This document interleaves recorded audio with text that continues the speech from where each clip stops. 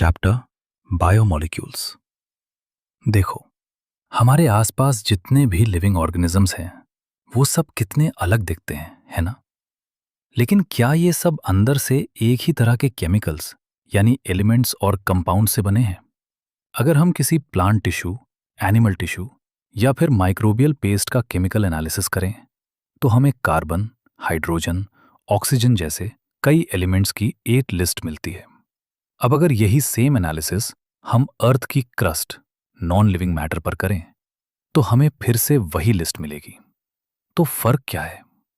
सच तो यह है कि दोनों लिस्ट में एलिमेंट्स लगभग सेम हैं, लेकिन अगर हम बारीकी से देखें तो पता चलता है कि किसी भी लिविंग ऑर्गेनिज्म में कार्बन और हाइड्रोजन की मात्रा अर्थ की क्रस्ट के मुकाबले काफी ज्यादा होती है। यही टेबल 9.1 में दिखाया गया है, जहां आप देख सकते हैं कि ह्यूमन बॉडी में हाइड्रोजन 9.5% और कार्बन 18.5% है, जबकि अर्थ क्रस्ट में ये बहुत ही कम है। अब सवाल आता है कि हम ये केमिकल कॉम्पोजिशन आखिर पता कैसे करते हैं? इसके लिए हमें एक छोटा सा एक्सपेरिमेंट करना होता है। हम कोई भी लिविंग टिश्यू लेते हैं, जैसे कोई सब्जी या लीवर का टुकड़ा, और उसे ट्राइक्लोरोएसेटिक एसिड Cl3CCOOH के साथ ओखली और मूसल यानी मोटर एंड पेस्टल में डालकर पीस लेते हैं। इससे हमें एक गाढ़ा घोल मिलता है जिसे स्लरी कहते हैं। जब हम इस घोल को कॉटन से छानते हैं तो हमें दो हिस्से मिलते हैं। जो हिस्सा छनकर नीचे आ जाता है उसे फिल्ट्रेट या एसिड सॉल्युबल पूल कहते हैं, और जो ऊपर रह जाता है उसे रिटेंटेट या एसिड इनसॉल्युबल फ्रैक्शन कहते हैं।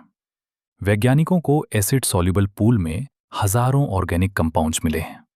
आगे चलकर आप सीखेंगे कि कैसे इन कंपाउंड्स को अलग अलग करके पहचाना जाता है।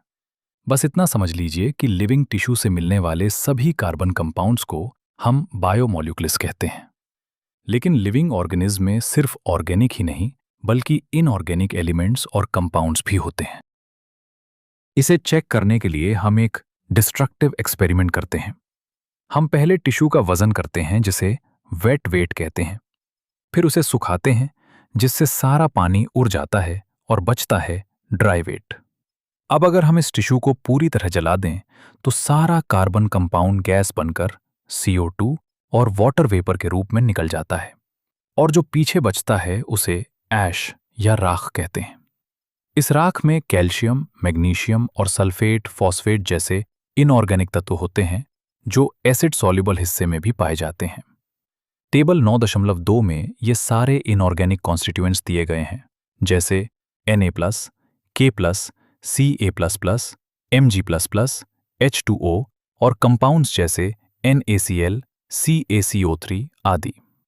अगर हम केमिस्ट्री के नजरिए से देखें तो हम इन कंपाउंड्स को एल्डिहाइड्स, कीटोन्स या एरोमेटिक कंपाउंड्स की तरह पहचानते हैं, लेकिन बायोलॉजी में हम इन्हें अमीनो एसिड्स, न्यूक्लियोटाइड बेसिस और फैटी एसिड्स के रूप में पढ़ते हैं। अब बात करते हैं अमीनो एसिड्स की। अमीनो एसिड्स असल में ऑर्गेनिक कंपाउंड्स हैं जिनमें एक ही कार्बन, जिसे अल्फा कार्बन कहते हैं, पर एक अमीनो ग्रुप और एक एसिडिक ग्रुप जुड़ा होता है। इसीलिए इन्हें अल्फा अमीनो एसिड्स भी कहा जाता है। ये असल में सब्स्टिट्यूटेड मीथेन्स हैं, क्योंकि मीथेन के 4 हाइड्रोजन की जगह 4 अलग ग्रुप्स ले लेते हैं। ये 4 ग्रुप्स हैं hydrogen, carboxyl group, amino group और एक वेरिएबल ग्रुप जिसे R ग्रुप कहते हैं। इस R ग्रुप के बदलने से ही अलग अलग अमीनो एसिड्स बनते हैं, लेकिन प्रोटीन्स में सिर्फ 20 तरह के अमीनो एसिड्स ही पाए जाते हैं। हमने देखा था कि R ग्रुप के बदलने से अलग अलग अमीनो एसिड्स बनते हैं। अब अगर इस R ग्रुप की जगह सिर्फ एक हाइड्रोजन H लगा हो तो उस अमीनो एसिड को हम ग्लिसिन कहते हैं। अगर वहां मिथाइल ग्रुप -CH3 हो तो वो एलाइन बन जाता है, और अगर हाइड्रोक्सी मिथाइल -CH2OH हो तो उसे सेरीन कहते हैं। अमीनो एसिड्स की सारी फिजिकल और केमिकल प्रॉपर्टीज इन्हीं अमीनो, कार्बोक्सिल और R फंक्शनल ग्रुप्स पर टिकी होती हैं। इनके नंबर के आधार पर अमीनो एसिड्स एसिडिक जैसे ग्लूटामिक एसिड, बेसिक जैसे लाइसिन या न्यूट्रल जैसे वैलीन हो सकते हैं।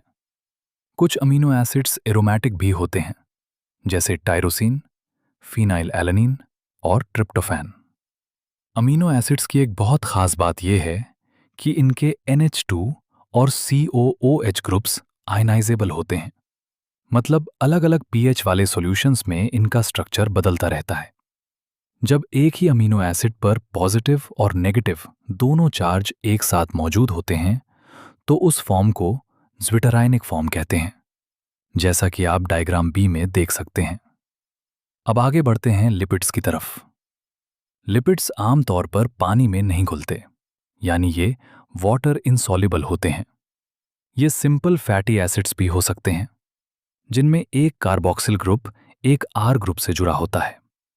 इस R ग्रुप में एक कार्बन से लेकर 19 कार्बन तक की चेन हो सकती है।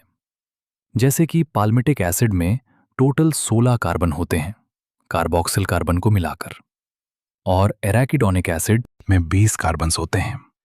फैटी एसिड्स दो तरह के होते हैं, सैचुरेटेड बिना किसी डबल बॉन्ड के और अनसैचुरेटेड जिनमें एक या ज्यादा C डबल बॉन्ड C होते हैं। एक और सिंपल लिपिड है ग्लिसरॉल, जिसे ट्राई हाइड्रोक्सी प्रोपेन भी कहते हैं। जब फैटी एसिड्स ग्लिसरॉल के साथ एस्टेरिफाई हो जाते हैं तो ये मोनोग्लिसराइड्स, डीग्लिसराइड्स या ट्राइग्लिसराइड्स बनाते हैं। इन्हें मेल्टिंग पॉइंट के आधार पर फैट्स या ऑयल्स कहा जाता है। ऑयल्स का मेल्टिंग पॉइंट कम होता है, इसीलिए सर्दियों में भी वे तेल की तरह ही रहते हैं, जैसे जिंजली ऑयल। कुछ लिपिड्स में फॉस्फोरस भी होता है, जिन्हें हम फॉस्फोलिपिड्स कहते हैं, जैसे लेसिथिन जो सेल मेम्ब्रेन में पाया जाता है। हमारे न्यूरल टिश्यू जैसे ब्रेन में और भी ज्यादा कॉम्प्लेक्स स्ट्रक्चर वाले लिपिड्स मिलते हैं। लिविंग ऑर्गेनिजम्स में कुछ ऐसे कार्बन कंपाउंड्स भी मिलते हैं जिनमें हेट्रोसाइक्लिक रिंग्स होती हैं। इन्हें हम नाइट्रोजन बेसिस कहते हैं, जैसे एडेनिन, ग्वानिन, साइटोसिन, यूरासिल और थाइमीन। अगर ये बेसिस किसी शुगर के साथ जुड़ जाएं, तो इन्हें न्यूक्लियोसाइड्स कहते हैं, जैसे एडिनोसिन, ग्वानोसिन, थाइमिडीन, यूरिडीन और साइटिडीन। लेकिन अगर शुगर और बेस के साथ एक फॉस्फेट ग्रुप भी जुड़ जाए तो उन्हें न्यूक्लियोटाइड्स कहा जाता है, जैसे adenylic acid, thymidylic acid, guanylic acid, uridylic acid और साइटिडाइलिक एसिड। हमारे न्यूक्लिक एसिड्स जैसे DNA और RNA सिर्फ न्यूक्लियोटाइड से ही बने होते हैं और ये हमारे जेनेटिक मटेरियल का काम करते हैं। एग्जाम के लिए फिगर 9.1 के सारे डायग्राम्स बहुत कीमती हैं। अक्सर एग्जाम में सीधा डायग्राम देकर नाम पूछ लिया जाता है, जैसे ग्लूकोज और राइबोज शुगर का अंतर, या फिर एडिनाइन और यूरासिल की रिंग्स की पहचान।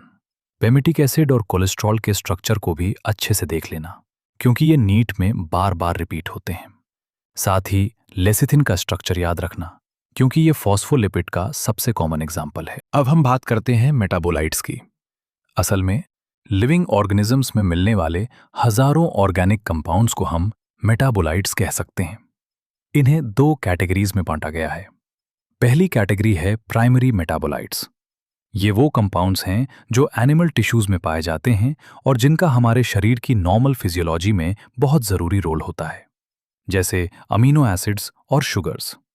लेकिन जब हम प्लांट्स, फंगस या माइक्रोबियल सेल्स का एनालिसिस करते हैं तो हमें इनके अलावा हजारों और कंपाउंड्स मिलते हैं जिन्हें सेकेंडरी मेटाबोलाइट्स कहा जाता है। इनमें pigments, alkaloids, rubber, essential oils, antibiotics, मसाले और बहुत कुछ शामिल है। टेबल 9.3 में कुछ बहुत ही इंपॉर्टेंट सेकेंडरी मेटाबोलाइट्स दिए गए हैं जो एग्जाम में मैच द कॉलम के लिए बहुत जरूरी हैं। जैसे पिगमेंट्स में कैरोटिनॉइड्स और एंथोसायनिन, एल्कलॉइड्स में मॉर्फिन और कोडीन, टर्पेनॉइड्स में मोनोटर्पीन और डिटर्पीन, एसेंशियल ऑयल्स में लेमन ग्रास ऑयल, टॉक्सिन्स में एब्रिन और रिसीन, लेक्टिन्स में कॉन्कानावेलिन ए, ड्रग्स में विनब्लास्टिन और करक्यूमिन, और पॉलीमेरिक सब्सटेंस में रबर, गम और सेलुलोस। प्राइमरी मेटाबोलाइट्स का रोल तो हमें पता है, लेकिन सेकेंडरी मेटाबोलाइट्स का काम होस्ट ऑर्गेनिज्म में क्या है, ये अभी पूरी तरह समझ नहीं आया है। पर इनमें से कई चीजें इंसानों के काम आती हैं और कुछ की इकोलॉजिकल वैल्यू बहुत ज्यादा होती है। अब अगला टॉपिक है बायोमैक्रोमोलेक्यूल्स। हमने शुरुआत में जो एसिड सॉल्युबल पूल देखा था, उसमें जितने भी कंपाउंड्स मिलते हैं, उनका मॉलिक्यूलर वेट 18 से लेकर 800 डाल्टन के आसपास होता है। लेकिन एसिड इनसॉल्युबल हिस्से में सिर्फ 4 तरह के कंपाउंड्स मिलते हैं: प्रोटीन्स, न्यूक्लिक एसिड्स, पॉलीसैकेराइड्स और लिपिड्स। लिपिड्स को छोड़कर बाकी तीनों का वजन 10,000 डाल्टन या उससे भी ज्यादा होता है। इसी वजन के आधार पर बायोमॉलिक्यूल्स 2 तरह के होते हैं। जिनका वजन 1000 डाल्टन से कम है, उन्हें माइक्रोमॉलिक्यूल्स या सिर्फ बायोमॉलिक्यूल्स कहते हैं। और जो एसिड इनसॉल्युबल फ्रैक्शन में मिलते हैं, उन्हें मैक्रोमॉलिक्यूल्स या बायोमैक्रोमॉलिक्यूल्स कहते हैं। यहाँ एक बहुत ही जरूरी बात है जो ध्यान रखनी है। लिपिड्स का मॉलिक्यूलर वेट तो 800 डाल्टन से ज्यादा नहीं होता, फिर भी वो एसिड इनसॉल्युबल यानी मैक्रोमॉलिक्यूलर फ्रैक्शन में क्यों मिलते हैं? इसका कारण यह है कि लिपिड्स सेल मेम्ब्रेन और दूसरी मेम्ब्रेन्स का हिस्सा होते हैं। जब हम टिश्यू को पीसते हैं तो सेल स्ट्रक्चर टूट जाता है और मेम्ब्रेन के टुकड़े छोटे छोटे पुटिकाओं यानी वेसिकल्स के रूप में बन जाते हैं। ये वेसिकल्स पानी में नहीं घुलते, इसीलिए ये एसिड इनसॉल्युबल पूल के साथ अलग हो जाते हैं। तो तकनीकी तौर पर लिपिड्स सच में मैक्रोमॉलिक्यूल्स नहीं हैं, लेकिन वो उस हिस्से में पाए जाते हैं। एसिड सॉल्युबल पूल असल में साइटोप्लाज्म के कॉम्पोजिशन को दिखाता है, जबकि इनसॉल्युबल हिस्से में साइटोप्लाज्म और ऑर्गेनल्स के मैक्रोमॉलिक्यूल्स होते हैं। अगर हम एक सेल की एवरेज कॉम्पोजिशन देखें तो सबसे ज्यादा पानी 70 से 90% होता है, उसके बाद प्रोटीन्स 10 से 15%, फिर न्यूक्लिक एसिड्स 5 से 7%, कार्बोहाइड्रेट्स 3%, लिपिड्स 2% और आयंस 1% होते हैं। अब प्रोटीन्स को थोड़ा डिटेल में समझते हैं। प्रोटीन्स असल में पॉलीपेप्टाइड्स होते हैं, यानी अमीनो एसिड्स की लंबी चेन जो पेप्टाइड बॉन्ड से जुड़ी होती है। हर प्रोटीन अमीनो एसिड का एक पॉलीमर है। क्योंकि प्रोटीन्स 20 अलग अलग तरह के अमीनो एसिड से मिलकर बनते हैं, इसलिए इन्हें हेट्रोपॉलीमर कहा जाता है, होमोपॉलीमर नहीं। होमोपॉलीमर में सिर्फ एक ही तरह का मोनोमर बार बार रिपीट होता है। प्रोटीन्स हमारे शरीर में बहुत सारे काम करते हैं। कुछ न्यूट्रिएंट्स को सेल मेम्ब्रेन के पार ले जाते हैं, कुछ इन्फेक्शन से लड़ते हैं, कुछ हार्मोन्स होते हैं और कुछ एंजाइम्स। टेबल 9.5 बहुत जरूरी है, जैसे कोलेजन जो इंटरसेल्यूलर ग्राउंड सब्सटेंस है और पूरे एनिमल वर्ल्ड में सबसे ज्यादा पाया जाने वाला प्रोटीन है। ट्रिप्सिन एक एंजाइम है, इंसुलिन एक हार्मोन है, एंटीबॉडी इन्फेक्शन से लड़ती है और GLUT4 ग्लूकोज को सेल के अंदर पहुंचाने में मदद करता है। एक और नाम याद रखना, रूबिस्को, जो पूरे बायोस्फीयर में सबसे ज्यादा मिलने वाला प्रोटीन है। अब हम मैक्रोमॉलिक्यूल्स की अगली कैटेगरी यानी पॉलीसैकेराइड्स को समझते हैं। ये असल में शुगर्स की लंबी चेन होती हैं, जैसे कपास का एक धागा हो। इनमें मोनोसैकेराइड्स बिल्डिंग ब्लॉक्स की तरह जुड़े होते हैं। सेलुलोज इसका एक बहुत अच्छा उदाहरण है, जो कि एक होमोपॉलीमर है, क्योंकि ये सिर्फ एक ही तरह के मोनोसैकेराइड यानी ग्लूकोज से बना होता है। स्टार्च भी ग्लूकोज का ही एक रूप है, लेकिन ये प्लांट टिश्यूज में एनर्जी स्टोर करने का काम करता है। वहीं जानवरों में यही काम ग्लाइकोजन करता है। एक और नाम याद रखना, इन्यूलिन, जो कि फ्रुक्टोज का पॉलीमर है। पॉलीसैकेराइड चेन में जो दायां सिरा होता है उसे रिड्यूसिंग एंड कहते हैं और बाएं सिरे को नॉन रिड्यूसिंग एंड कहते हैं। ग्लाइकोजन का स्ट्रक्चर काफी ब्रांच्ड होता है, जैसा कि फिगर 9.2 में एक कार्टून की तरह दिखाया गया है।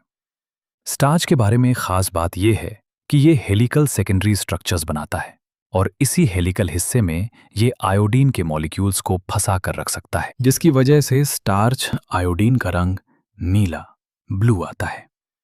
सेलुलोज में ऐसे कॉम्प्लेक्स हेलिक्स नहीं होते, इसीलिए ये आयोडीन को होल्ड नहीं कर सकता। प्लांट्स की सेल वॉल सेलुलोज से बनी होती है, इसीलिए जो कागज पौधों की लुगदी प्लांट पल्प से बनता है या कॉटन फाइबर होता है, वो सब सेलुलोसिक ही है। नेचर में कुछ और भी कॉम्प्लेक्स पॉलीसैकेराइड्स मिलते हैं, जिनमें अमीनो शुगर्स या केमिकली मॉडिफाइड शुगर्स होती हैं, जैसे ग्लूकोसामीन और N-एसिटाइल गैलेक्टोसामीन। आर्थ्रोपोड्स जैसे कॉकरोच का जो बाहरी कंकाल या एक्सोस्केलेटन होता है, वो चिटिन नाम के कॉम्प्लेक्स पॉलीसैकेराइड से बना होता है और ये भी ज्यादातर होमोपॉलीमर्स ही होते हैं। इसके बाद बारी आती है न्यूक्लिक एसिड्स की। ये भी एसिड इनसॉल्युबल फ्रैक्शन में मिलने वाले मैक्रोमॉलिक्यूल्स हैं, जिन्हें पॉलीन्यूक्लियोटाइड्स कहते हैं। एक न्यूक्लियोटाइड के 3 हिस्से होते हैं। पहला एक हेट्रोसाइक्लिक कंपाउंड नाइट्रोजन बेस, दूसरा एक मोनोसैकेराइड शुगर और तीसरा फॉस्फोरिक एसिड या फॉस्फेट। नाइट्रोजन बेसिस में एडिनाइन और गुआनाइन प्यूरिन्स कहलाते हैं, जबकि साइटोसिन, यूरासिल और थाइमिन पिरिमिडीन्स होते हैं। जो शुगर इनमें पाई जाती है वो या तो राइबोस, एक पेंटोस शुगर होती है, या फिर 2 डीऑक्सीराइबोस। अगर शुगर डीऑक्सीराइबोस है तो उसे डीएनए, डीऑक्सीराइबोन्यूक्लिक एसिड कहते हैं, और अगर राइबोस है तो उसे आरएनए, राइबोन्यूक्लिक एसिड कहा जाता है। अब प्रोटीन्स के स्ट्रक्चर को थोड़ा गहराई से देखते हैं। प्रोटीन्स का स्ट्रक्चर अलग अलग लेवल पर समझा जाता है। जब हम अमीनो एसिड्स के सीक्वेंस की बात करते हैं, यानी कौन सा अमीनो एसिड पहले नंबर पर है, कौन सा दूसरे पर, तो इसे प्राथमिक स्ट्रक्चर कहते हैं। इसे आप एक सीधी लाइन की तरह इमेजिन कर सकते हैं, जहां बायां सिरा पहले अमीनो एसिड को और दायां सिरा आखिरी अमीनो एसिड को दिखाता है। पहले अमीनो एसिड को एन टर्मिनल अमीनो एसिड और आखिरी वाले को सी टर्मिनल अमीनो एसिड कहा जाता है। प्रोटीन का धागा हर जगह एक सीधी रॉड की तरह नहीं रहता, बल्कि ये कई जगह घूमकर सीढ़ी की तरह एक हेलिक्स बना लेता है। इसे सेकेंडरी स्ट्रक्चर कहते हैं। ध्यान रखने वाली बात यह है कि प्रोटीन्स में सिर्फ राइट हैंडेड हेलिक्स ही देखने को मिलते हैं। इसके अलावा यह धागा बीटा प्लीटेड शीट्स के रूप में भी फोल्ड हो सकता है। अब अगर यही लंबी प्रोटीन चेन अपने आप पर ही किसी ऊनी धागे के गोले की तरह लपेट ली जाए तो इसे टर्शरी स्ट्रक्चर कहते हैं। ये हमें प्रोटीन का एक 3 डायमेंशनल व्यू देता है। प्रोटीन्स की जितनी भी बायोलॉजिकल एक्टिविटीज होती हैं, उनके लिए टर्शरी स्ट्रक्चर का होना बहुत जरूरी है। कुछ प्रोटीन्स ऐसे होते हैं जो एक से ज्यादा पॉलीपेप्टाइड चेन या सब यूनिट्स के जुड़ने से बनते हैं। इन सब यूनिट्स के अरेंजमेंट को क्वार्टनरर स्ट्रक्चर कहा जाता है। जैसे अडल्ट ह्यूमन हीमोग्लोबिन HB को देखें तो ये 4 सब यूनिट से बना होता है, 2 अल्फा टाइप की और 2 बीटा टाइप की। ये सब मिलकर ही ऑक्सीजन को कैरी करने का काम कर पाते हैं। अब शुरू करते हैं बायोमॉलिक्यूल्स का सबसे जरूरी हिस्सा, एंजाइम्स। लगभग सभी एंजाइम्स प्रोटीन्स होते हैं, लेकिन कुछ न्यूक्लिक एसिड्स भी एंजाइम की तरह काम करते हैं, जिन्हें राइबोजाइम्स कहा जाता है। एंजाइम का भी अपना प्राइमरी, सेकेंडरी और टर्शियरी स्ट्रक्चर होता है। जब आप टर्शियरी स्ट्रक्चर को देखेंगे तो पाएंगे कि प्रोटीन की चेन आपस में क्रिस क्रॉस करती है, जिससे बहुत सारी दरारें या पॉकेट्स बन जाते हैं। इनमें से एक पॉकेट को एक्टिव साइट कहते हैं। यही वो जगह है जहां सबस्ट्रेट आकर फिट होता है और रिएक्शन शुरू होती है। एंजाइम्स अपनी इसी एक्टिव साइट के जरिए रिएक्शंस को बहुत तेज रफ्तार से कैटलाइज करते हैं। एंजाइम कैटलिस्ट और इनऑर्गेनिक कैटलिस्ट जैसे प्लैटिनम या निकल में बड़ा फर्क है। इनऑर्गेनिक कैटलिस्ट हाई टेम्परेचर और हाई प्रेशर पर बहुत अच्छे से काम करते हैं, लेकिन एंजाइम्स हाई टेम्परेचर जैसे 40 डिग्री सेल्सियस से ऊपर पर डैमेज हो जाते हैं। हालांकि जो ऑर्गेनिजम्स बहुत गर्म जगहों पर रहते हैं, जैसे गर्म झरनों में, उनके एंजाइम्स 80 से 90 डिग्री सेल्सियस तक भी स्टेबल रहते हैं। इसे थर्मल स्टेबिलिटी कहते हैं। अब समझते हैं कि ये केमिकल रिएक्शंस होती कैसे हैं। केमिकल कंपाउंड्स में 2 तरह के बदलाव आते हैं, एक फिजिकल और दूसरा केमिकल। फिजिकल चेंज में सिर्फ शेप बदलती है या स्टेट बदलती है, जैसे बर्फ का पिघलकर पानी बनना, लेकिन कोई बॉन्ड नहीं टूटता। केमिकल चेंज में पुराने बॉन्ड टूटते हैं और नए बनते हैं, जैसे BaOH 2+H2SO4 से BaSO4 + 2H2O एक इनऑर्गेनिक रिएक्शन है। वैसे ही स्टार्च का ग्लूकोज में टूटना एक ऑर्गेनिक केमिकल रिएक्शन है। किसी भी रिएक्शन की स्पीड को रेट कहते हैं, जिसे हम रेट बराबर ΔP/ΔT से दिखाते हैं, यानी यूनिट टाइम में कितना प्रोडक्ट बना। अगर डायरेक्शन फिक्स हो तो रेट को वेलोसिटी भी कह सकते हैं। रिएक्शन का रेट टेम्परेचर से बहुत ज्यादा प्रभावित होता है। एक जनरल रूल ये है कि हर 10 डिग्री सेल्सियस टेम्परेचर बदलने पर रेट या तो डबल हो जाता है या फिर आधा रह जाता है। एंजाइम्स के इस्तेमाल से ये रेट लाखों करोड़ों गुना बढ़ जाता है। जैसे एक उदाहरण देखें, CO2 और पानी मिलकर H2CO3 कार्बनिक एसिड बनाते हैं। बिना एंजाइम के 1 घंटे में सिर्फ 200 मॉलिक्यूल्स बनते हैं। लेकिन अगर साइटोप्लाज्म में मौजूद कार्बोनिक एनहाइड्रेज एंजाइम इसमें जुड़ जाए तो हर सेकंड 6 लाख मॉलिक्यूल्स बनने लगते हैं। यानी एंजाइम ने रिएक्शन की रफ्तार को लगभग 10 मिलियन 1 करोड़ गुना बढ़ा दिया। नीट में यहां से अक्सर हीमोग्लोबिन की सब यूनिट्स और एंजाइम के टेम्परेचर वाले पॉइंट्स पूछे जाते हैं। साथ ही कार्बोनिक एनहाइड्रेज की स्पीड वाला डेटा भी काफी इंपॉर्टेंट है। क्या आप बता सकते हैं कि हीमोग्लोबिन में टोटल कितनी चेन होती हैं? अब समझते हैं कि ये पूरी प्रोसेस असल में होती कैसे है। जब एक मल्टी स्टेप केमिकल रिएक्शन में हर स्टेप को एक खास एंजाइम कैटलाइज करता है तो उसे मेटाबॉलिक पाथवे कहते हैं। उदाहरण के लिए, जब ग्लूकोज से पायरुविक एसिड बनता है C6H12O6 से 2C3H4O3, तो इसमें 10 अलग अलग एंजाइम्स काम करते हैं।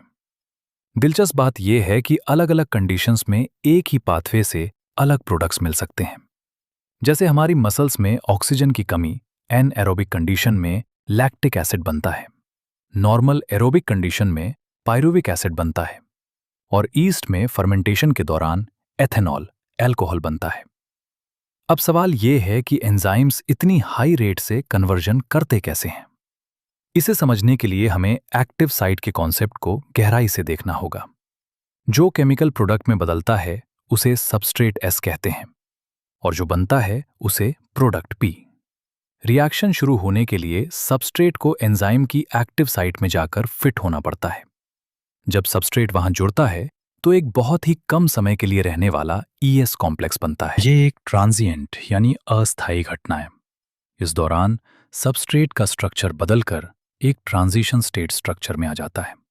जैसे ही पुराने बॉन्ड टूटते हैं और नए बनते हैं, प्रोडक्ट रिलीज हो जाता है। इसे हम ग्राफ के जरिए भी समझ सकते हैं। ग्राफ में Y एक्सिस पर पोटेंशियल एनर्जी है और X एक्सिस पर रिएक्शन की प्रोग्रेस। आप देखेंगे कि सबस्ट्रेट को प्रोडक्ट में बदलने के लिए एक ऊर्जा की पहाड़ी को पार करना पड़ता है। इस पहाड़ी की ऊंचाई को एक्टिवेशन एनर्जी कहते हैं। एंजाइम का काम बस इतना है कि वो इस पहाड़ी की ऊंचाई को कम कर देता है, जिससे सबस्ट्रेट आसानी से प्रोडक्ट में बदल सके। अगर प्रोडक्ट की एनर्जी सबस्ट्रेट से कम है तो वो एक्सोथर्मिक रिएक्शन है, लेकिन फिर भी उसे इस पहाड़ी से तो गुजरना ही पड़ेगा। एंजाइम के काम करने के तरीके कुछ 4 स्टेप्स में समझा जा सकता है। सबसे पहले सबस्ट्रेट एंजाइम की एक्टिव साइट में आकर फिट होता है। सबस्ट्रेट के जुड़ते ही एंजाइम अपना शेप थोड़ा बदलता है ताकि वो सबस्ट्रेट को और मजबूती से पकड़ सके। इसे इंड्यूस्ड फिट भी कहते हैं। अब एंजाइम की एक्टिव साइट सबस्ट्रेट के बॉन्ड्स को तोड़ देती है और नया एंजाइम प्रोडक्ट कॉम्प्लेक्स EP बन जाता है। आखिर में एंजाइम प्रोडक्ट को रिलीज कर देता है और खुद फिर से तैयार हो जाता है किसी दूसरे सबस्ट्रेट मॉलिक्यूल से जुड़ने के लिए। नीट के लिए ध्यान रखना कि एक्टिवेशन एनर्जी वाला ग्राफ बहुत ज्यादा जरूरी है। इसमें लेबलिंग पूछी जाती है। साथ ही ये याद रखना कि ट्रांजिशन स्टेट हमेशा अनस्टेबल होती है। अब हम इस चैप्टर के आखिरी और सबसे जरूरी हिस्से पर आते हैं, जहां हम उन फैक्टर्स के बारे में बात करेंगे जो एंजाइम की एक्टिविटी को बदल सकते हैं।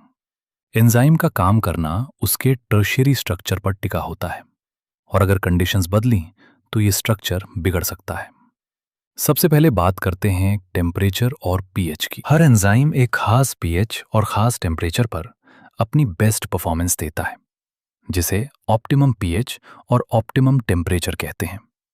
जैसा कि आप फिगर 9.5a और b में देख सकते हैं, इस ऑप्टिमम वैल्यू से कम या ज्यादा होने पर एंजाइम की एक्टिविटी गिर जाती है। लो टेम्परेचर एंजाइम को थोड़े समय के लिए इनएक्टिव कर देता है, जबकि हाई टेम्परेचर प्रोटीन को डीनेचर यानी खत्म कर देता है, क्योंकि गर्मी से उसके बॉन्ड्स टूट जाते हैं। दूसरा बड़ा फैक्टर है कॉन्सेंट्रेशन ऑफ सबस्ट्रेट।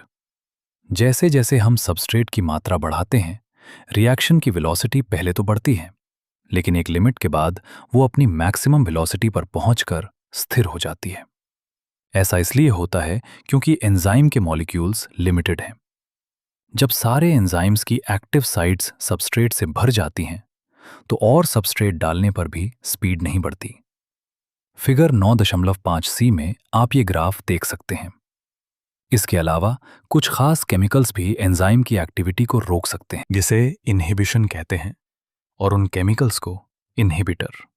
अगर इन्हिबिटर का स्ट्रक्चर बिल्कुल सबस्ट्रेट जैसा ही है और वो एक्टिव साइट के लिए सबस्ट्रेट से कंपटीशन करता है तो उसे कम्पिटिटिव इन्हिबिटर कहते हैं। जैसे मैलोनेट, जो सक्सिनेट डिहाइड्रोजनेज एंजाइम को रोकता है क्योंकि इसका स्ट्रक्चर सबस्ट्रेट सक्सिनेट से बहुत मिलता जुलता है। ऐसे इन्हिबिटर्स का इस्तेमाल अक्सर बैक्टीरिया वाले इन्फेक्शंस को कंट्रोल करने में किया जाता है। अब बात करते हैं classification and nomenclature of enzymes की। हजारों एंजाइम्स को उनके काम के आधार पर 6 बड़ी क्लासेस में बांटा गया है। ऑक्सीडोरिडक्टेजेस स्लैश डिहाइड्रोजनेजेस, ये दो सबस्ट्रेट्स के बीच रेडॉक्स ऑक्सीडेशन रिडक्शन रिएक्शन कराते हैं। ट्रांसफरेजेस, ये एक ग्रुप हाइड्रोजन के अलावा को एक सबस्ट्रेट से दूसरे पर ट्रांसफर करते हैं। हाइड्रोलेजेस, ये पानी का इस्तेमाल करके एस्टर, ईथर, पेप्टाइड या ग्लाइकोसिडिक बॉन्ड्स को तोड़ते हैं। लाइएजेस, ये बिना हाइड्रोलिसिस के ग्रुप्स को हटाते हैं और पीछे डबल बॉन्ड छोड़ देते हैं। आइसोमेरेसिस, ये ऑप्टिकल, ज्योमेट्रिक या पोजिशनल आइसोमर्स के इंटर कन्वर्जन में मदद करते हैं। लाइगेसेस, ये दो कंपाउंड्स को आपस में जोड़ते हैं, लिंकिंग, जैसे CO, CS, CN या PO बॉन्ड्स बनाना। आखिरी टॉपिक है कोफैक्टर्स। कई एंजाइम्स अकेले काम नहीं कर पाते, उन्हें कुछ नॉन प्रोटीन चीजों की जरूरत होती है जिन्हें कोफैक्टर्स कहते हैं। एंजाइम का प्रोटीन वाला हिस्सा एपो एंजाइम कहलाता है। कोफैक्टर्स 3 तरह के होते हैं। प्रोस्थेटिक ग्रुप्स, ये ऑर्गेनिक होते हैं और एपो एंजाइम से बहुत मजबूती से जुड़े होते हैं, जैसे पेरोक्सिडेज और कैटलेज में हीम ग्रुप। को एंजाइम्स, ये भी ऑर्गेनिक हैं, लेकिन इनका जुड़ाव बहुत कम समय के लिए होता है। इनमें अक्सर विटामिन्स होते हैं, जैसे NAD और NADP में नायासिन विटामिन होता है। मेटल आयंस, कई एंजाइम्स को मेटल आयंस की जरूरत होती है जो एक्टिव साइट में कोऑर्डिनेशन बॉन्ड बनाते हैं, जैसे कार्बोक्सी पेप्टिडेज के लिए जिंक। याद रखना, अगर कोफैक्टर को एंजाइम से हटा दिया जाए तो उसकी कैटालिटिक एक्टिविटी खत्म हो जाती है, जिससे पता चलता है कि ये कोफैक्टर्स कितने जरूरी हैं।